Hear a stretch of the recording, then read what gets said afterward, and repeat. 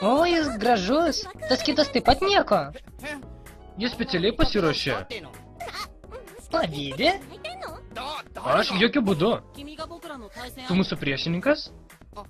Tai taip. Tavo akis labai gražios. Dėkui. Mano vardas Kodis, o jo Džo. O tavo? Takešis.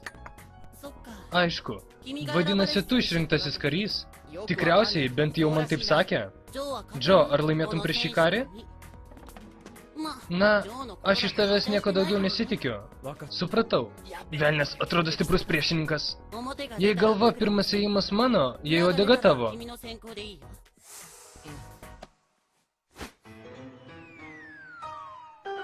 Galva. O ar neturėtų būti monetos metimas? Taigi, pradėkime dvikovą. Viską palieku tau, Džo. Gerai.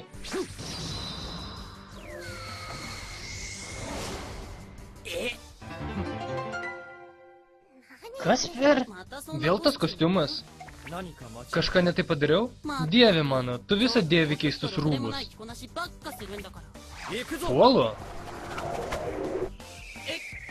Koks čia puolimas? Skauda. Kiek dar gulėsi po tokios atakos? Mergaitė? O ne... Tai mano figūrėlė. Figūrėlė?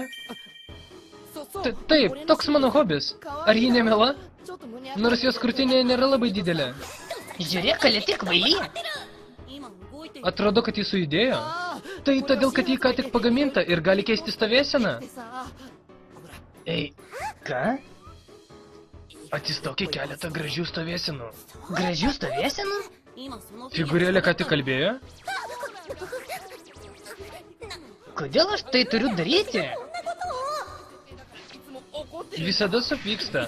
To betrūko. O ji tikrai pikta. Bet aš turiu ir melų savybių. Išsidaviau.